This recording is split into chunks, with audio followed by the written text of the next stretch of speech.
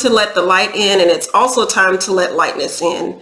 We're at the very beginning of spring, and as the leaves continue to unfurl and the flowers are blossoming, I can't help but think about the ways that the sun and just surrendering to the process of growth and ascension just is undergirding all of the beautiful nature that surrounds us on a daily basis. My name is Dr. Osa, and you have reached or have found the Your Golden Elevation channel. Thank you so much for joining me for this video.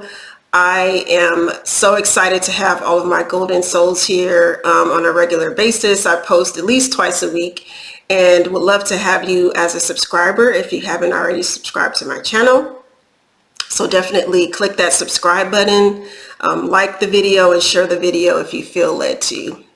So when we think about light or lightness, we also have to think about the counterpart or the counterparts of light or lightness, which are weights or things that can kind of hold us back from experiencing that light, that energy from, the sun, from God, from just having this sense of inspiration and lightness, but also lightness in terms of weightlessness. So not having all of these things burdening us and holding us back. So when I was thinking about this topic, I was also reflecting on, like I said, the counterpoints or the opposites of light and lightness. And lightness is an intentional play on words because I feel like lightness in terms of weightlessness goes hand in hand with letting the light in. So letting in that feeling of inspiration, the feelings of freedom, abundance, and how do we do that? So I was thinking about the things that are often considered, or not just considered, but experienced as barriers or blocks to us experiencing that influx or that ability, the influx of light, but also the ability to experience lightness. And one of the big things I think that we've all experienced at some point in our lives is discouragement and disappointment. And the reason why this probably self-explanatory why it contributes to a sense of heaviness is because we had one plan or we wanted to do one particular thing, but we were not able to do that because we were held back by some policy that we didn't expect to be like an inhibitor for us to take flight, if you will, and either in the workplace or at home, especially if you're a kid or young and you had these plans and your parents kind of squashed those. And then just disappointment from, things that we did plan, and there was not necessarily any direct resistance to it or direct policy or procedure that kind of held us back. But we're just disappointed because we wanted those things to happen. I think with the COVID-19 pandemic, we've all experienced different levels of disappointment and discouragement. I know I have. I had a lot of plans, travel plans, spring 2020. I think I had about 5 or 6 trips planned between March and April. A lot of business travel, and it was all canceled. One of the trips was to Hawaii, which I recently returned from, but it was definitely a blow because I had all these plans to meet clients and to, have a vacation and go these different places, and it was all canceled. And so that definitely created, not just with the pandemic, but just with, I think, life in general, that created some discouragement in terms of what I was facing and what we all were facing during that time. And that heaviness can follow us because, if we feel like we're blocked and we weren't able to fulfill our purpose, or we weren't able to fulfill any aspect of what we wanted to do, then we can feel inadequate, we can feel upset and even angry about the situation that we face. So it's important to address those discouragements and disappointments that we might experience. I would say probably happens, at least minor disappointments, on a regular basis, especially because so many things can be outside of our control, or they can require the alignment or the input of other people. So that's something that can weigh on us and continue to weigh on us if we never process that disappointment, or we even might feel like we're in a state of denial about how disappointed we are or how discouraged we are. So we need to affirm. For me, I use affirmations that everything is working out for my good, that even if I don't have the outcome right now that I'm looking for, there's something better on the way. And all of those kind of things changes our outlook from a feeling of lack or deficit to an asset-based approach where we feel like, okay, I don't have this, but I already have these other blessings in my life and other things are on the way. The other thing that I would say leads to a lack of light coming in your life or inside of you, or a lack of lightness, is misalignment with your ethics and values. So we all have a system of ethics and values that comes from, for some of us, from our religious background, from our personal convictions, from our research and just learning about what's best for ourselves, for our families, for the world, and for our communities, based on our own unique perspectives. Of course, it relates to our gender, racial, religious, sexual, and other identities. So it's very complex and there's no one size fits all. So if we are doing things such as having a job or taking funds or participating in opportunities that are misaligned with our values, it creates a sense of hypocrisy in our lives. And that can also lead to a weight, because internally your soul knows that what you're doing is not aligned with what your highest beliefs are. Whether it's participating in a group that you find is misaligned with your values, but you feel lonely because, the pandemic, and then just wanting to have that human connection, or you're looking around and you're seeing someone being mistreated by someone, but deep down inside that your values are around equity and treating others with respect and just love, putting love in the world. And you have the ability to address the situation either by calling it out or doing some sort of action that will help that person. That's also hypocrisy and a misalignment of your actions with your actual ethics and values. Because how can you say that you believe something and you don't do it? So if you say you love the earth or you love the planet, and at the same time you're not recycling and you're wasting, the earth's resources such as water, electricity, what have you, then that is not really your true belief. So sometimes we need to really interrogate our belief systems and see if do we actually believe those things, or are we pretending on some level, or not really sure if we believe these things, but we feel like we need to believe them because our family members taught us these things, or we were taught these things in a religious institution where other people themselves weren't doing it and upholding whatever standard that they professed to uphold. So there's a lot of personal interrogation and just questioning, which is another word for interrogation, but really sitting with ourselves and parsing out where our beliefs are misaligned with our actions and our behaviors in the world, because that's a constant tension and conflict, an internal conflict that creates a weight, because in your soul that that's not who you are.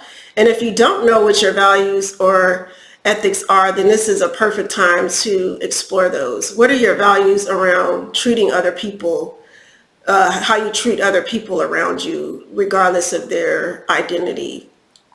What are your values around money and around resources, and sharing those resources or saving those resources? What are your values around the places that you are willing or not willing to go to, or the types of establishments that you're willing to support? And what kind of people or things do you allow in your life, and how do those align to your values? Another example I want to provide in this area is, if you say that you love small business owners, you love and want to support small businesses because they don't get enough support, but most of your budget for your personal spending goes, towards big corporations, like Amazon or Walmart. But what small businesses are you supporting on a regular basis, and to what extent? Do you see them truly as a viable aspect of your life in terms of adding value? And if you don't, then maybe it's time to find other small businesses that do. But just finding out where those places of static and conflict are in your life is really important to ensure that your values and your ethics are showing up at every stage in every area of your life. And it's not just something that you say, but you actually do it. Just a quick tea break.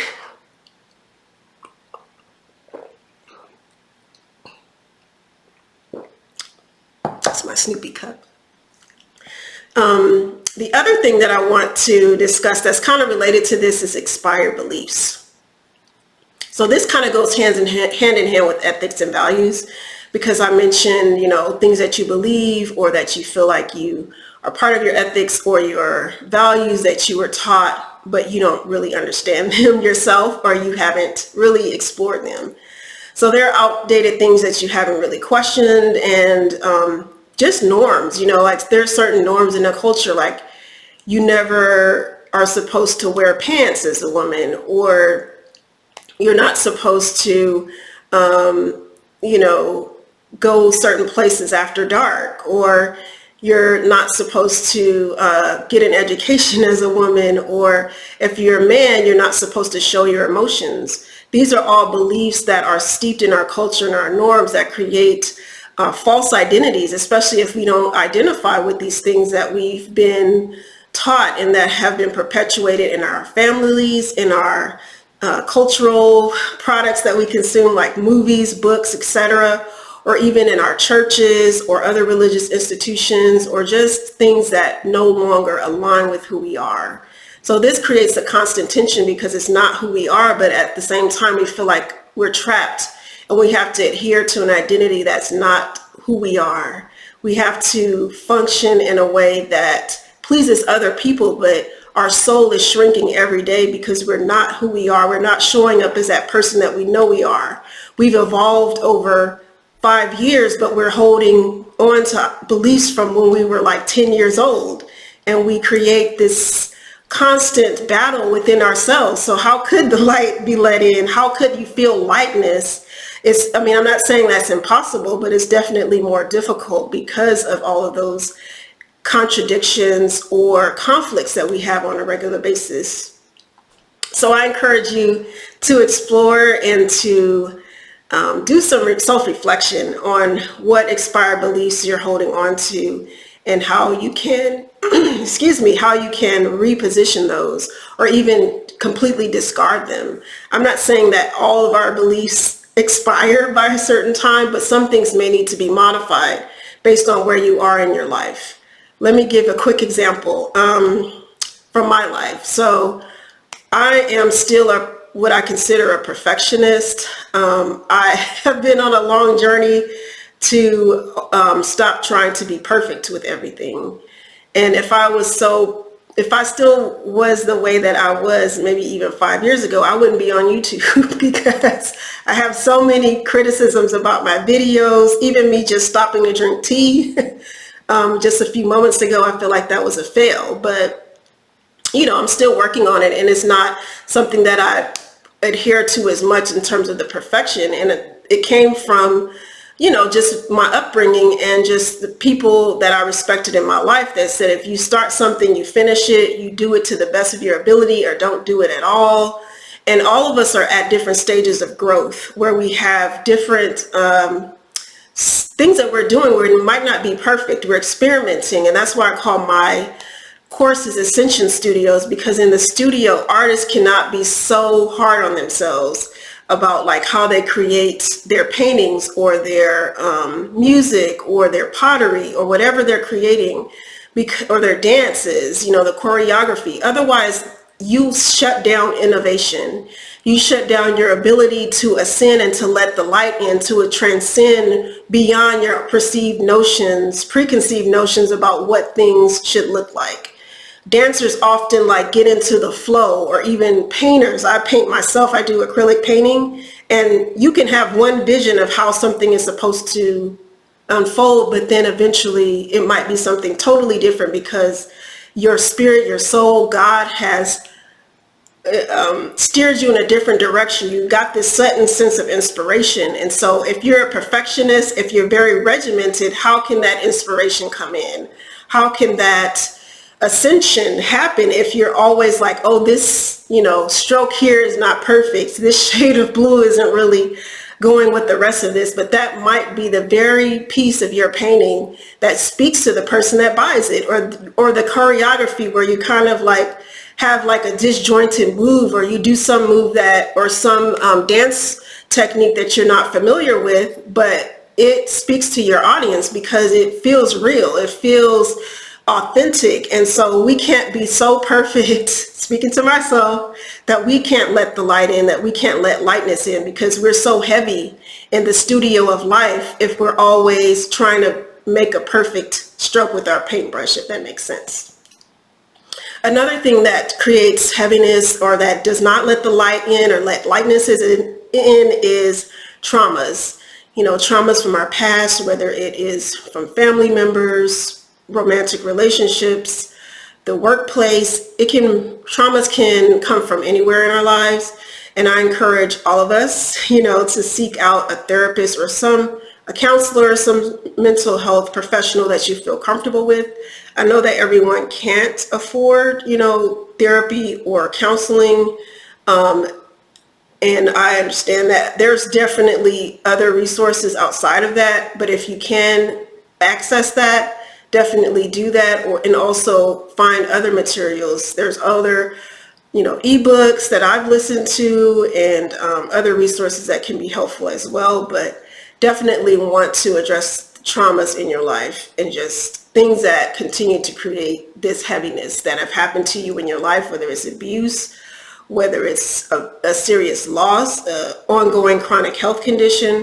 I'm not a licensed mental health professional, so I encourage you to seek out that support as you're able to. And then finally, the things or people in your life that no longer serve you is another area that creates heaviness. Similar to what I shared earlier, if you have things around you, objects, physical objects, as well as people who are no longer no longer related to who you are or where you're going. And that's not to say that we constantly discard, things, because that's not the way that's to do things, just constantly discarding, unless you feel called to do that.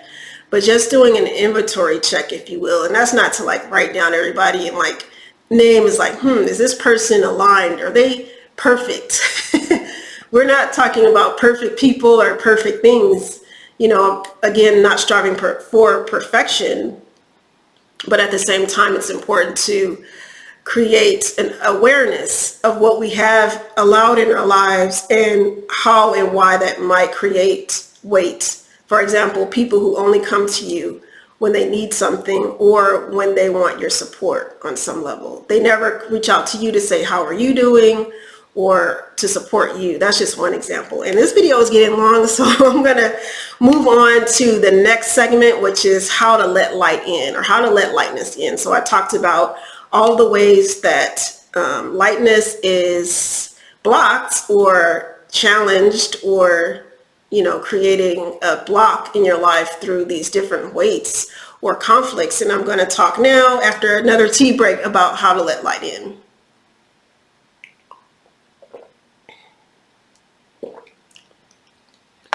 One of the main ways that I think we can all let light in is through being out in nature. And I know that I probably have said this so many times on this channel because I'm a lover of nature, but it's been shown by countless studies, research studies, by people's personal experiences, that being out in nature, whether it's at a park or a botanical gardens or the woods or at the beach or even on a cruise because you're surrounded by water, you experience this sense of elevation and ascension.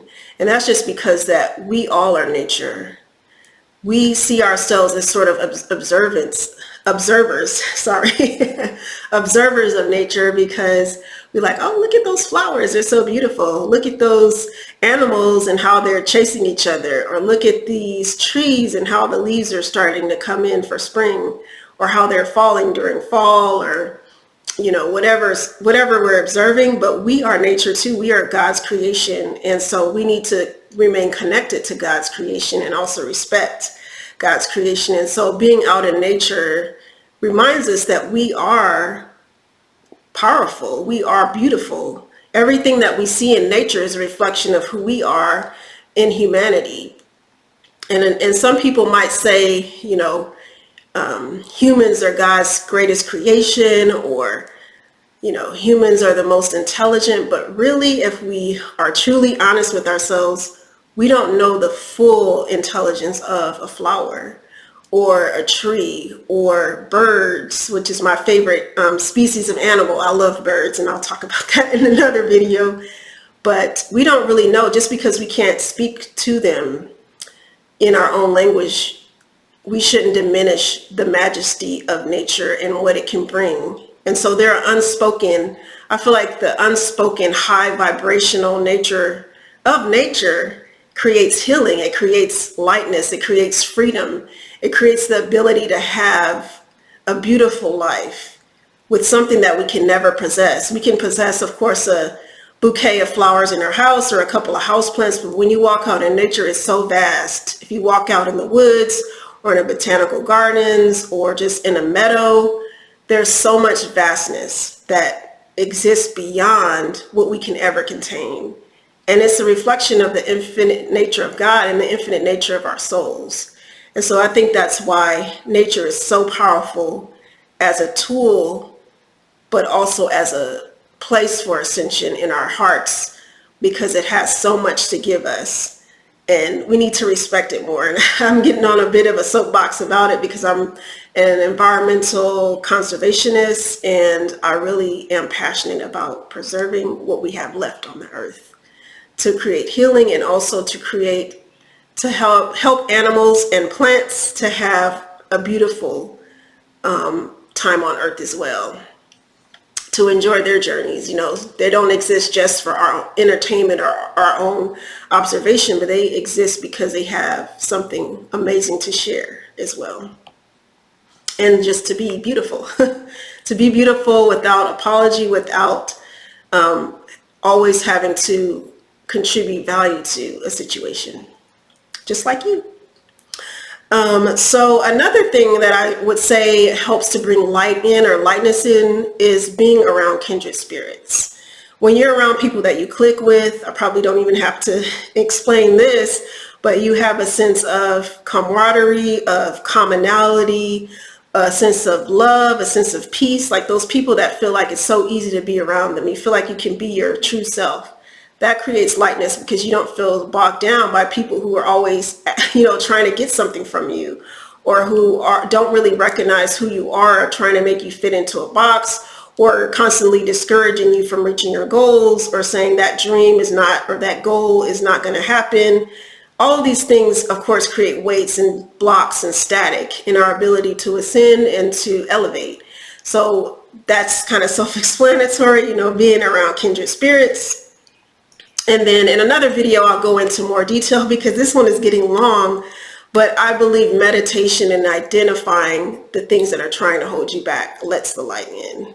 As I mentioned earlier, doing sort of an interrogation process to explore the areas of your life that you feel are weighed down and why. You know, why do you feel that way? Is it every time you go over your grandmother's house, is she seeing you as that 12-year-old girl, and what is it about the ways that she treats you that makes you feel weighed down? And it could be any family member or friend, but that's just one example of a way that you can look inside in terms of what you're experiencing on a regular basis to understand the weights that hold you down. And then, of course, meditation, clearing our energy, clearing our minds, clearing our spirits, being open, being receptive to whatever messages that might want to come in, and not feeling like you have to be a certain way. Just being in the moment is a way to experience lightness. So with that, my videos are always longer than I expect. I even write notes to try to stay on topic, but I get inspired in the moment. And I think that that is part of the lightness that I want to bring to my channel, is not to put myself in a box or try to say, this video is only going to be 5 minutes. I'm going to perfectly edit it, but just letting God lead me and guide me in what I say. And maybe what I say off script or whatever speaks to you, or it'll speak to someone 10 years from now who might come across this video. So thank you so much for joining me for this conversation. I would love to hear in the comments what you are personally looking forward to this spring. What things are holding you back or creating weights in your life that block that light from coming in and that sense of lightness, and what are you going to do about it? What steps are you going to take, and what actions are going to best serve you in this phase of your life?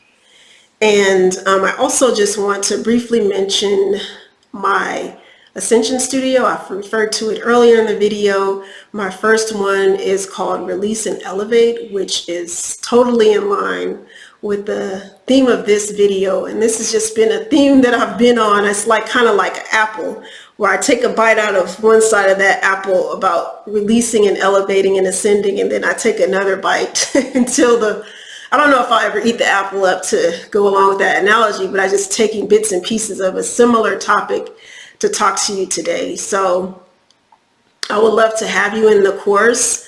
If you feel led to join me, it's going to be an amazing experience where I'll share things that I don't necessarily share in these YouTube videos, or I'll go in more depth with them because I have a smaller group, and we can discuss your questions and learn together and experiment. Just like in the studio, we'll take a stroke here and a move here and just experiment, get a little messy, but ascend in the process. So thank you so much for joining me for this video. I wish you an amazing day or night, depending on when you are watching this. Stay golden, stay elevated, and I'll see you in the next one.